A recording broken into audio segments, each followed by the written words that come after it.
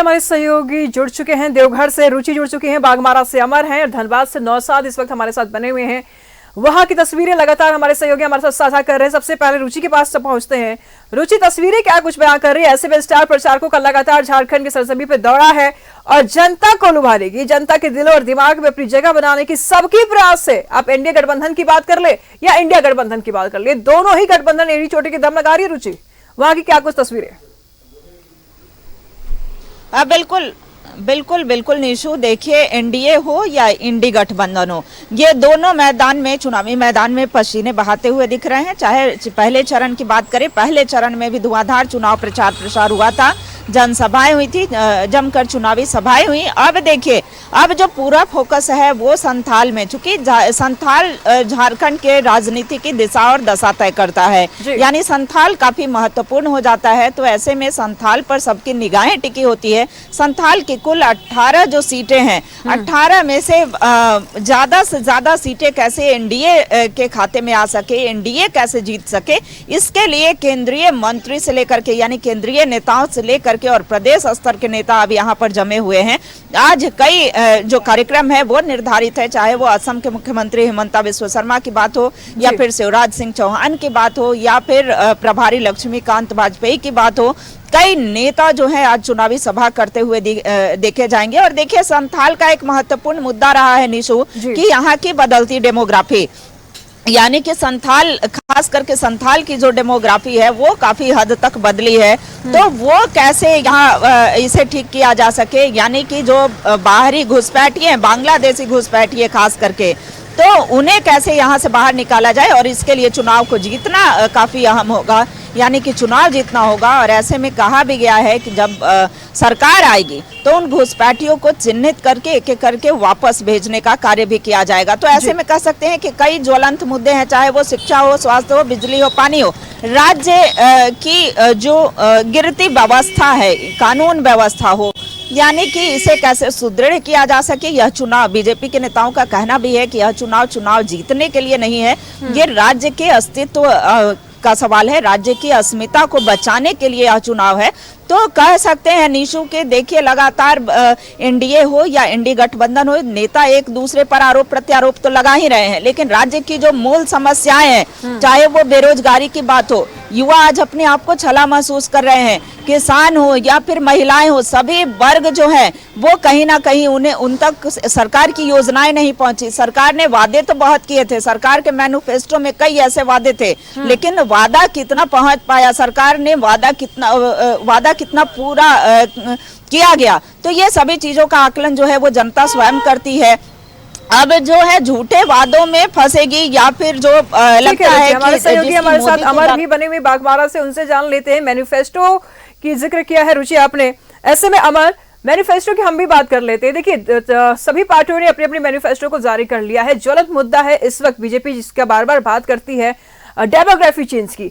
इस मुद्दे को लेकर के कितना प्रभाव देखने को मिल रहा है बाघमारा की जनता में? क्या वहां पर भी इस मुद्दे को लेकर के कुछ असर है? क्या बीजेपी अपनी नैया पार लगा पाएगी इस मुद्दे को लेकर के बाघमारा में? देखिए, बाघमारा के अगर इतिहास को अगर आप देखें तो इससे पहले जो लड़ाई लड़ी गई थी, ढुल्लू महतो बाघमारा से चुनाव लड़ रहे थे और कम वोटों से वो जीते थे। और कांग्रेस पार्टी के जो उम्मीदवार हैं वो यहाँ पर जलेश्वर महतो थे। लेकिन जो सवाल आपने किया, मैं खुद नहीं, आम पब्लिक से मैं पूछता हूँ। देखिए, एक मंडली यहाँ पे बैठा हुआ है जो चर्चा सुबह से जो है पॉलिटिक्स का ही करते हैं। और सबसे पहले मैं इन्हीं लोगों से पूछता हूँ कि जो मैनिफेस्टो और जो दिया गया है उसका क्या इम्पैक्ट पड़ेगा। आपका नाम? रामस्वरूप यादव।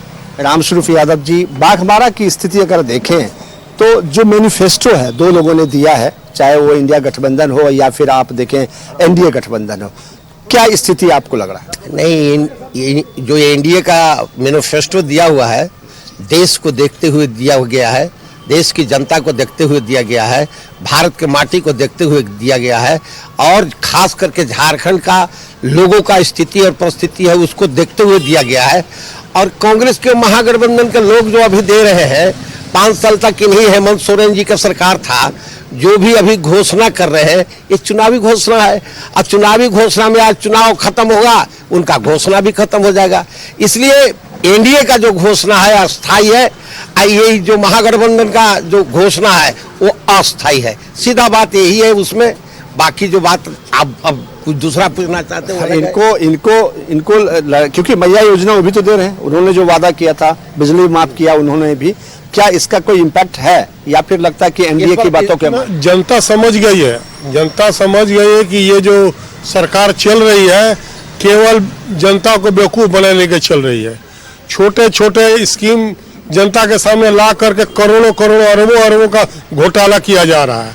पिछले दिन कोयला में कम से कम हजारों करोड़ का। लेकिन आपने उनको जेल भी तो भेज दिया, बीजेपी ने जेल भी तो भेजा, लेकिन उसका जो आया आप देखें हाईकोर्ट का टिप्पणी, उसमें तो भैया आपको जेल भेजने के बाद से ऐसा नहीं है कि केस खत्म हो गया है, बेल मिल गया, ये हो गया, उसका ये सोल्यूशन नहीं है। जजमेंट अभी तक फाइनल नहीं हुआ ना, जजमेंट आएगी तो सजा होगी ही होगी। बिल्कुल अमर, आज की जनता अब सब कुछ जानती है, सब कुछ समझती है, हर केस को जानती है, हर फेज को जानती है और हर फेज को भी जानती है, यानी कि इन तीनों चीजों से रूबरू है जनता। श्रीकांत, प्रभात से जान लेते हैं, माफ कीजिएगा नौसाद से जान लेते हैं धनबाद की स्थिति क्या है वहां पर। देखिए नौसाद, तस्वीरें बहुत कुछ बयां कर रही है। अब सेकेंड फेज का चुनाव है, जनता के बीच में कैसे उत्साह है, क्या कुछ मुद्दे हैं? और देखिए अभी जनता की बारी है निशु। 5 साल को तक जो चुनाव से लेकर उसके बीच के अंतराल की बात करें तो नेता हावी रहते हैं, लेकिन जैसे चुनाव आते हैं जनता की बारी आ जाती है, जाहिर सी बात है, और वही मुद्दे घूमने लगते हैं जो अमूमन चुनाव में होते हैं। और यही स्थिति धनबाद में भी है। कोयलांचल की नगरी मानी जाती है धनबाद, काफ़ी पुराना शहर है। यहाँ पर करीब 3 लाख के सवा तीन लाख की करोड़ की आबादी है, खासकर लाख की आबादी है यहाँ पर। 1,47,000 महिलाएं हैं, 1,59,000 के आसपास पुरुष हैं। ऐसे में लोग यहाँ पर काफी वहाँ पे प्रति और मतदान को लेकर। जी निशु, डेमोग्राफी चेंज का मुद्दा बार बार उठा रही है बीजेपी, कितना असर देखने को मिल रहा है वहां पे? अब बिल्कुल देखिए, डेमोग्राफी का मुद्दा, अभी मेरे साथ एक भाई खड़े हैं, उनको भी पता है, वो कुछ देर पहले ये भी हमसे बात कर रहे थे कि डेमोग्राफी का मुद्दा यहाँ पर सबसे बड़ा चीज है कि लगातार झारखंड का डेमोग्राफी चेंज कर रहा है।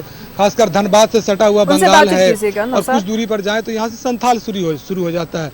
तो ये स्थिति यहाँ पर है कि अगर डेमोग्राफी का जो मुद्दा है, यहाँ के स्थानीय लोग वही सबसे ज्यादा हावी हुआ। लगातार बीजेपी के नेता यहाँ की व्यवस्था कल ही योगी आए थे, उन्होंने नक्सलवाद पर सबसे बड़ा यहाँ पर बात कही कि यहाँ पर जो है नक्सलवाद पर सबसे ज़्यादा झारखंड ग्रसित है और पुरानी सरकारों ने इसे बढ़ावा दिया है। लेकिन अब चूंकि बिरसा झारखंड की जयंती है और अटल बिहारी वाजपेयी ने यहाँ का सपना देखा था कि झारखंड अलग हो, एक रामराज्य यहाँ स्थापित हो, लेकिन मौजूदा सरकार ने इस स्थिति को कहीं ना कहीं किनारे कर दिया। और डेमोग्राफी और ठीक है, नौशाद नजर बनाए रखेगा, रुचि आप भी नजर बनाए रखेगा, अमर आप भी नजर बनाए रखेगा, लगातार हम आपसे जानकारी लेते रहेंगे। फिलहाल ब्रेक के बाद हम आप तीनों लोगों से जुड़ेंगे। यहां पर नक्सल प्रभावित क्षेत्र की अगर बात कर ले, नक्सल की प्रभाव की अगर बात कर ले, तो चुनाव में ही समझ में आ गया कि उन जगहों पर चुनाव हुए, बढ़ चढ़ करके मतदान हुए, लोगों ने मतदान किया जहां पर अक्सर नक्सल के कारण लोग मतदान करने के लिए नहीं पहुंचे। महज कुछ ही दिन बाकी रह गया है सेकेंड फेज के चुनाव में और ऐसे में ये मतदान बेहद जरूरी है। निर्णायक मतदान होंगे, जो भी मतदान करेगा निर्णायक मतदान करेगा। फिलहाल हमारे साथ हमारे सहयोगी रुचि बनी हुई हैं और हमारे सहयोगी अमर और नौसाद भी बने हुए हैं। उनसे जान लेते हैं कि सेकेंड फेज के मतदान के लिए स्टार प्रचारकों की तो जमावड़ा लगा हुआ है, लगातार अपनी एड़ी चोटी का दम झोंक रहे हैं रुचि, लेकिन जनता में स्टार प्रचारकों को लेकर क्या कुछ उत्साह है? आज एक के बाद एक ताबड़तोड़ रैलियां भी हैं, जनसभाएं भी हैं। रुचि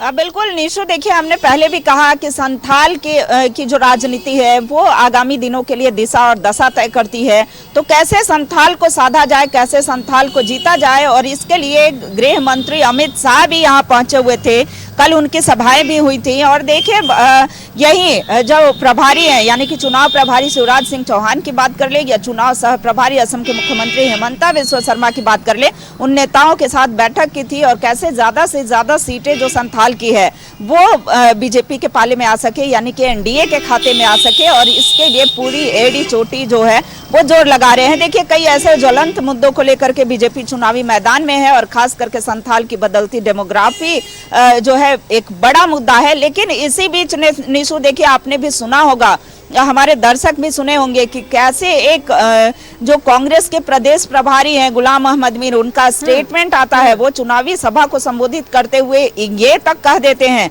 कि हम 450 रुपए में गैस सिलेंडर देंगे और हिंदू मुसलमान और घुसपैठियों को भी देंगे। यानी कि वो स्वीकार कर रहे हैं इस बात को कि यहाँ पर घुसपैठिए हैं और हम उन्हें सिलेंडर देने का कार्य करेंगे। तो देखिए, बातें जो है सच सामने आ जाती है। और इस मुद्दे को लेकर के बीजेपी हो, चाहे आजसू हो या जदयू हो या फिर एलजेपी हो, ये इन मुद्दों को लेकर के उन पर सवाल खड़े कर रही है कि क्या आप वाकई में मान रहे हैं कि यहाँ पर घुसपैठिए हैं? क्या आप घुसपैठियों को संरक्षण देने का कार्य कर रहे हैं? क्या उन्हें बढ़ावा देने का कार्य कर रहे हैं? तो देखिए, ये सवाल तो भले बीजेपी पहले से भी उठाती रही है। हम अमर सिंह से भी राय ले लेते हैं। अमर, लगातार बीजेपी इस बात को उठाती रही है कि झारखंड में घुसपैठिए हैं और जेएमएम है, यानी कि सत्ता पक्ष जो है वो लगातार घुसपैठियों को बढ़ावा दे रही है। और अभी कांग्रेस के बड़े नेता हैं गुलाम अहमद मीर, उन्होंने भी अपने बयान में एक सभा को संबोधित करते हुए बात को कह दिया था कि घुसपैठियों को भी 450 रुपए में हम सिलेंडर देंगे। क्या माना जाए, जो बीजेपी लगातार बातें कहती आ रही है वो सही है?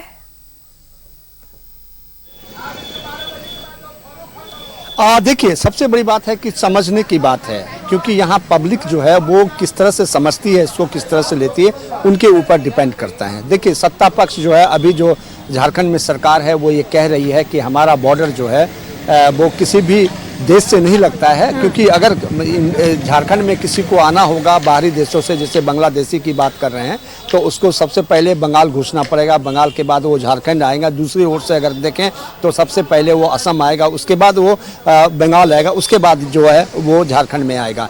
तो ये काम केंद्र सरकार का, मेरा काम नहीं है, क्योंकि मेरे जुडिक्शन से ये बाहर की चीज़ है। वहीं अगर आप देखें सत्ता पक्ष जो विपक्ष है, यानी भारतीय जनता पार्टी, ये कह रही है कि ये एक कह सकते हैं कि एक यहाँ पर उनके लिए एक आसान तरीका बना दिया है उनको, क्योंकि वोटर आईडी कार्ड जो है उनको दिया जाता है या फिर आधार कार्ड बना दिए जाते हैं सरकार की ओर से, ये आरोप है। और क्योंकि तय और निर्णायक अगर जो बात होती है देश की बाहरी कोई भी अगर घुसपैठ होता है कि जो संविधान कहता है वो जो है वो केंद्र सरकार के हाथों में होती है, जो दोनों आरोप एक दूसरे के ऊपर लगा रहे हैं। ठीक है, आरोप का जो दौर है वो तो लगा ही रहेगा। अभी मतदान है शेष और ऐसे में सभी पार्टियां एक दूसरे के ऊपर आरोप प्रत्यारोप लगा रही है। नौसाद से जान लेते हैं कि वहां की क्या कुछ मुद्दे हैं जिन मुद्दों को लेकर के प्रत्याशियों को वोट देगी जनता। बिल्कुल, देखिए पहले मैं आऊँगा, पहले भाई साहब बहुत देर से हम लोगों को देख लिया तो उन्होंने कुछ कहना चाह रहे थे चुनावी विषय पर, ये भी कुछ अपनी राय रखना चाहते हैं। कहीं ना कहीं नक्सलवाद और डेमोग्राफी और घुसपैठियों को लेकर बात करेंगे। शर्मा जी हैं, क्या कुछ मुद्दा है आपका फिलहाल अभी चुनाव में? सबसे पहले तो मैं न्यूज़ 11 के दर्शकों को मेरा जोहार। हमारा मुद्दा यही है कि हम लोग रोज आते जाते हैं गया पुल होकर के। आज जो जाम का समस्या है उससे धनबाद के सभी नागरिक अवगत है, और इस जाम जो है पुल का छोटा होने के कारण है, लेकिन अभी तक इस पर कोई चर्चा नहीं होता है। बस ब्लूप्रिंट तैयार होता है, बक्सा में बंद हो जाता है। लेकिन हम यही जानना चाहते हैं अपने जनप्रतिनिधि से कि ये गया पुल का जो जाम का समस्या है वो कब होगा समाधान। और दूसरा कि हमारे झारखंड राज्य में बहुत सारे ऐसे आदिवासी भाई हैं जो अपना सनातन हिंदू धर्म छोड़ करके अदर धर्म में कन्वर्ट होते जा रहे हैं। क्यों? इसका रीजन क्या है? अगर आपकी सरकार मजबूत है, आपके पास सब चीज का तंत्र व्यवस्था है, तो फिर क्यों नहीं इस समस्या का समाधान हो पा रहा है कि जो हिंदू धर्म को छोड़ करके अदर धर्म में कन्वर्ट हो रहे हैं? इसका सबसे बड़ा रीजन क्या है? और एक चीज मैं कहना चाहता हूं, ये 2024 में जो हमारे युवा जिनका 18 साल पूरा हो रहा है, मैं उन सभी मतदाताओं को बहुत बहुत शुक्रिया करता हूं कि जो इस चुनाव में 18 साल होने के बाद जो अपना पहला वोट डालेंगे, मैं उनका दिल से स्वागत करता हूं और कहता हूं कि खूब जोश से अपने परिवार के साथ, अपने समाज के साथ वोट जरूर डालें। बिल्कुल, देखिए बहुत अच्छी बात उन्होंने कही कि अभी सबसे ज़्यादा मतदान जरूरी है और जो युवा हैं हमारे वो सबसे पहले वोट करें, अपने परिवार समाज के साथ एक जागरूकता फैलाएं। और उसके बाद कई अहम मुद्दे पर इन्होंने चर्चा की, लेकिन जो स्थिति है धनबाद की वो यही है कि इस बार जनता जो है विकास के मुद्दों पर सबसे ज़्यादा फोकस कर रही है, वो चाहे धनबाद हो, सिंदरी हो जरिया हो, ये सारे मुद्दों पर है। इस स्थिति में निश्चित सबसे ज़्यादा स्थिति ये है कि यहाँ पर गंदगी का अंबार सबसे ज़्यादा है। लोग सड़कों पर चलते हैं और सबसे ज़्यादा पलायन की भी यहाँ पे सबसे ज़्यादा समस्या बगल में कलकत्ता है। ठीक है, बहुत बहुत शुक्रिया लोग नौशाद आपका इन तमाम जानकारियों के लिए। स्थानांतरण, धर्मांतरण, ये बहुत बड़ा मुद्दा है, झारखंड का है। फिलहाल रुचि इस वक्त हमारे साथ बनी हुई, उनसे जान लेते हैं कि वहां की क्या कुछ तस्वीरें। देखिए, मुद्दा बहुत बड़ा है और मुद्दा बेहद बड़ा है। चुनाव नजदीक है, जनता का समय है, अब जनता बोलेगा, अब जनता बोलेगी और जब ये जनता बोलेगी तो ये बहुत बड़ा फैसला लेगी। रुचि, तस्वीरें वहां की क्या कुछ बयां कर रही है? बिल्कुल निशु, देखिए ईवीएम के माध्यम से जनता जवाब देने का भी कार्य करेगी कि देखना होगा कि किन पर भरोसा जताती है, खास करके संथाल में। चूंकि देखिए इस बार राज्य का सबसे बड़ा मुद्दा जो है वो भले ही बांग्लादेशी घुसपैठिए का हो, लेकिन कई ऐसे ज्वलंत मुद्दे हैं। युवाओं के अगर रोजगार की बात कर लें तो युवा आज जो रोजगार देने का वादा हुआ था उसमें से 20% भी रोजगार जो है वो मुहैया नहीं। अगर एक आंकड़ा निकाल करके देखा जाए, खास करके यहाँ के स्थानीय युवाओं को प्रायोरिटी देने की बात हुई थी, प्राथमिकता देने की बात हुई थी, तो युवा अपने आप को छला महसूस कर रहे हैं। और ये हम नहीं कह रहे हैं निशु, ये आंकड़ा बता रहा है, ये युवा बता रहे हैं जो सड़कों पर आंदोलन करने उतरे थे। लगातार परीक्षाएं हुई, परीक्षाओं में अनियमितता की वजह से उन परीक्षाओं को रद्द करना पड़ा। तो ऐसे में कह सकते हैं कि कोई ऐसा घर परिवार नहीं होगा अगर उनके घर में युवा बेरोजगार होंगे तो उस घर को सशक्त नहीं कर सकते, उस समाज को सशक्त नहीं कर सकते, उस राज्य को समृद्ध नहीं कर सकते हैं। तो यहाँ पर युवाओं को रोजगार एवं स्वरोजगार से जोड़ने की जरूरत थी। दूसरी बात देखिए, अगर वृद्धा पेंशन योजना की बात करें, वृद्धाओं के पेंशन की बात करें, विधवाओं के पेंशन की बात करें, तो पिछले कई महीनों से 3 से 4 महीने से उन्हें भी नहीं मिला है। तो ऐसे में और देखिए महिला सुरक्षा पर भी बड़े सवाल खड़े होते हैं कि महिलाओं की सुरक्षा भी जिस तरीके से यहाँ पर जो है आंकड़े, एक डाटा सामने निकल करके आया था, तो महिलाओं की जो सुरक्षा है उस पर भी सवाल खड़े किए जा सकते हैं। तो कहें तो विपक्ष को कई ऐसे मुद्दे मिले हैं इस बार। पिछले 5 सालों में विपक्ष जो है, सिर्फ विपक्ष को ही नहीं राज्य की जनता को भी सवाल खड़ा करने का मौका मिला है। चाहे महिलाओं की बात कर ले, युवाओं की बात कर ले, किसानों की बात कर ले, ग्रामीण क्षेत्र में रह रहे लोगों की बात कर ले, यानी कि शिक्षा हो, स्वास्थ्य हो, बिजली हो, पानी हो, यानी कि बिजली व्यवस्था सुदृढ़ नहीं रही। पानी नल जल योजना जो केंद्र सरकार से जो योजनाएं थी वो कहां तक धरातल तक पहुंची या सिर्फ नल लगा करके ही छोड़ दिया गया। नल कई जगहों पर ऐसा देखने को मिला है कि नल तो लग गए हैं लेकिन उसमें पानी ही नहीं आ रहा है। तो ऐसे में हम कैसे कह सकते हैं कि हम विकास की एक लंबी लकीर खींच रहे हैं? तो देखिए इस बार बीजेपी का दावा है कि एक तय समय में पंच प्रण के साथ अगर हमारी सरकार बनती है, जनता हमारे ऊपर विश्वास जताती है। रुचि, लगातार आपसे जानकारी लेते रहेंगे। बहुत बहुत शुक्रिया आपका इन तमाम जानकारी के लिए। हमारे साथ अमर जुड़े हुए हैं, उनसे जान लेते हैं। अमर, चुनाव से ठीक पहले नौकरियों का पिटारा खोल देना, चुनाव से काफी समय पहले जब 19 में जीत करके आए थे तो उन्होंने कहा था कि 5 लाख हम रोजगार देंगे, 5 लाख युवाओं को हम नौकरी देंगे, और 2024 के चुनाव से ठीक पहले नौकरियों का पिटारा खोल देना, वो भी सक्सेस नहीं, जिसमें काफी सारे युवकों की मौत हो जाती है उस नौकरी को पाने के लिए। क्या लगता है, नौकरी के नाम पर झुनझुना पकड़ाया गया है युवकों को?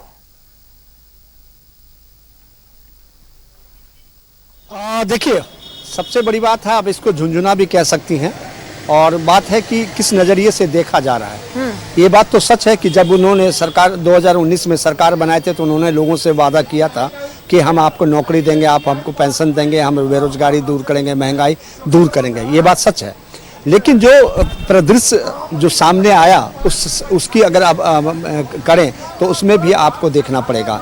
आम जनता कह रही है, जहाँ भारतीय जनता पार्टी कह रही है, लगातार ये कह रही है कि 11th आवर में जो है क्यों नौकरी दिया गया, और क्या जो जिस मौसम में उन्होंने बहाली किया उस मौसम में क्या सिपाही की बहाली हो सकती थी, दौड़ लगाए जा सकते थे। इस तरह के बात सामने आ रहे हैं, लेकिन वही इनका कहना है कि जब भी हमको मौका मिला हमने काम किया।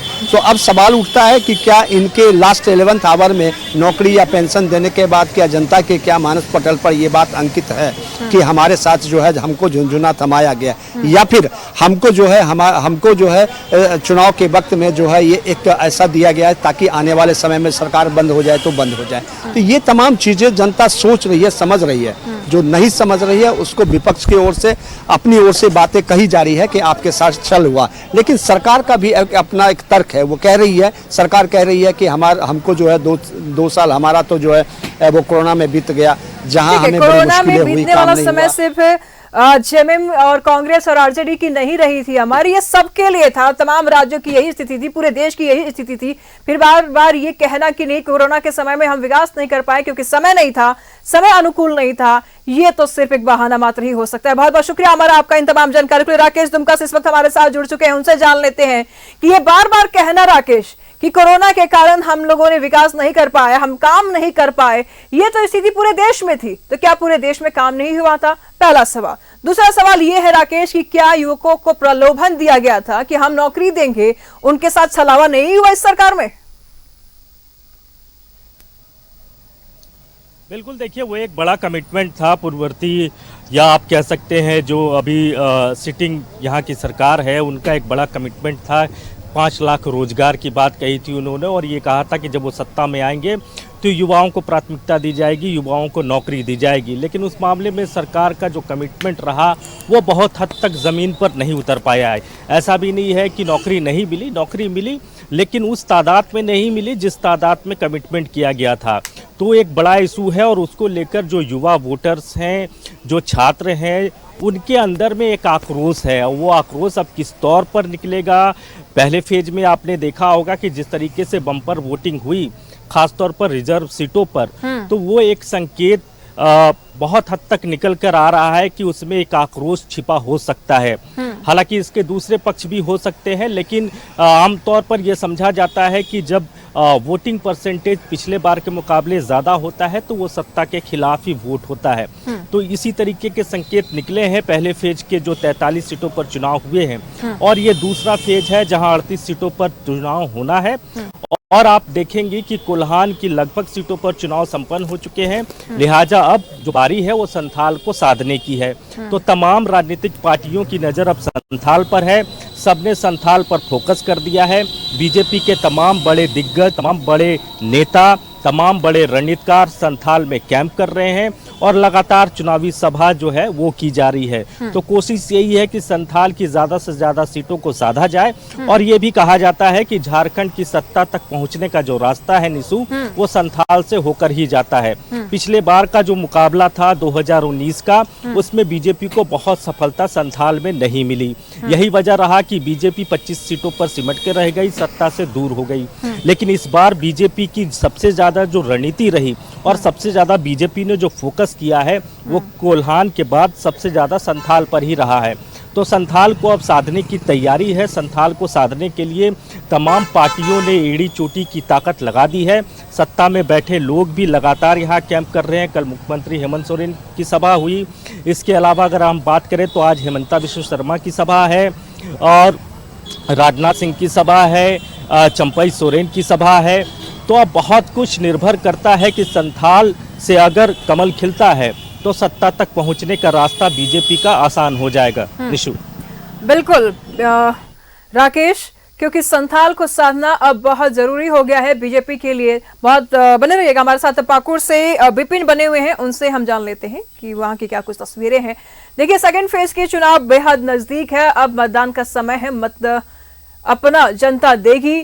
फिलहाल सवाल ऐसे में ये उठ रहा है कि संथाल में बीजेपी की अगर 2019 की परफॉर्मेंस की बात कर लें विपिन, तो बहुत बेहतर नहीं था, निराशाजनक था। ऐसे में 2024 में तो बीजेपी के लिए काफी सारी चुनौतियां हैं। संथाल में कैसे प्रदर्शन कर पाएगी, क्या कुछ मुद्दे को लेकर के संथाल में उतर रही है?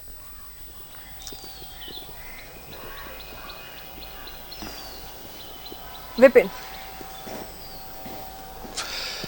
जी, देखिए, संथाल परगना बीजेपी के लिए अगर हम बात करें तो एक बड़ी चुनौती वाला क्षेत्र है। संथाल परगना की कई विधानसभा की सीटें हैं जहां बीजेपी आज तक चुनाव जीत ही नहीं पाई है। तो कुछ एक सीटें ऐसी है जहां अलग झारखंड बनने के बाद बीजेपी को जनता ने स्वीकार ही नहीं किया है। इसलिए बीजेपी के लिए एक कड़ी और काफी बड़ी चुनौती संथाल परगना की राजनीति में हो जाती है। 18 विधानसभा की सीटें वाले संथाल परगना की अगर बात करें तो लिट्टीपाड़ा में बीजेपी को आज तक सफलता हासिल नहीं हुई। शिकारीपाड़ा बीजेपी आज तक चुनाव नहीं जीत पाई है। बरहेट में बीजेपी का खाता आज तक नहीं खुला है। अलग झारखंड बनने के बाद पाकुड़ विधानसभा में बीजेपी को जीत हासिल नहीं हो सकी है। तो ऐसे कई सीटें हैं, चाहे बात हम महेशपुर की करें, महेशपुर में एक लंबे समय से बीजेपी को जीत का जो है मिला है। तो ऐसे में बीजेपी जानती है ये जो लड़ाई अंतिम चरण के लिए जो 20 तारीख को वोटिंग होना है, जिसके तहत जो 38 सीटों पर पोल होना है, उसमें से 18 सीटें संथाल परगना की है और 20 सीटें उत्तरी छोटा नागपुर प्रमंडल की है। ऐसे में संथाल को साधने की कोशिश बीजेपी कर रही है। बड़े चेहरे आ रहे हैं। जिस तरीके से अगर आपने लोकसभा के चुनाव में भी देखा तो संथाल परगना की 2 आरक्षित सीटें थी, राजमहल और दुमका, वहां पर बीजेपी इस बार सफलता हासिल नहीं कर सकी। तो ऐसे में ग्राउंड लेवल पर मेहनत जरूर बीजेपी ने भी किया था, लेकिन इतना जरूर है कि ये झारखंड मुक्ति मोर्चा का बड़ा और अभेद गढ़ क्यों कहा जाता है, इसके पीछे कई तरह की वजह है। पाकुड़ से कांग्रेस के बड़े नेता हैं आलमगीर आलम, वो 4 बार का विधानसभा में उन्होंने प्रतिनिधित्व किया है और पाकुड़ इस बार गठबंधन के तहत आजसू के हिस्से में गई है। लिट्टीपाड़ा से बीजेपी के तरफ से बाबूधन मुर्मू चुनावी मैदान में है। वहीं जेएमएम ने अपने उम्मीदवार को इस बार बदला है और साइमन मरांडी के परिवार से बाहर जाते हुए हेमलाल मुर्मू को अपने चुनावी मैदान में यहां पर उतारा है। महेशपुर से पूर्व उप मुख्यमंत्री स्टीफन मरांडी मैदान में है, तो नवनीत हेम्ब्रम जो सरकारी सेवा छोड़कर डीएसपी की नौकरी छोड़कर आए हैं, उनको बीजेपी ने टिकट दिया है। अंतिम 72 घंटे 2024 के इस लड़ाई के लिए प्रचार का बचा हुआ है। आज पाकुड़ में शिवराज सिंह चौहान, आजसू सुप्रीमो सुदेश महतो की रोड शो रखी गई है। हिरनपुर में शिवराज सिंह चौहान चुनावी सभा को संबोधित करेंगे। जेएमएम की तरफ से कल्पना सोरेन का कार्यक्रम प्रस्तावित है। तो इस तरीके से बड़े चेहरे जो है वो संथाल परगना मूव कर रहे हैं, लगातार रुख कर रहे हैं मतदाताओं को अपनी ओर गोलबंद करने की कोशिश चल रही है। और यही वो 72 घंटे का महत्वपूर्ण पीरियड है जो इस संथाल परगना की लड़ाई के लिए सबसे अहम साबित होने वाला है।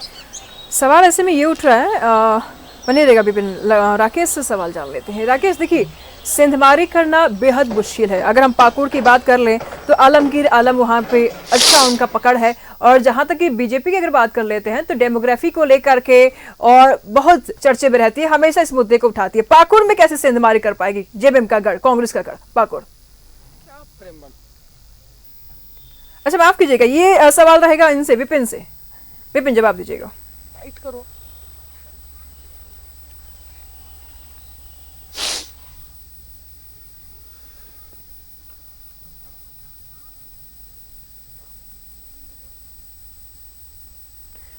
ठीक है, नजर बनाए रखिएगा विपिन और राकेश, लगातार हम आपसे जानकारी लेते रहेंगे। फिलहाल बहुत बहुत शुक्रिया आप दोनों का इन तमाम जानकारियों के लिए।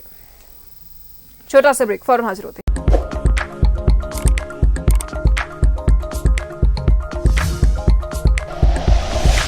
Like and share videos, subscribe करें हमारा चैनल और प्रेस करें बेल आइकॉन। न्यूज़ 11 भारत, सच है तो दिखेगा।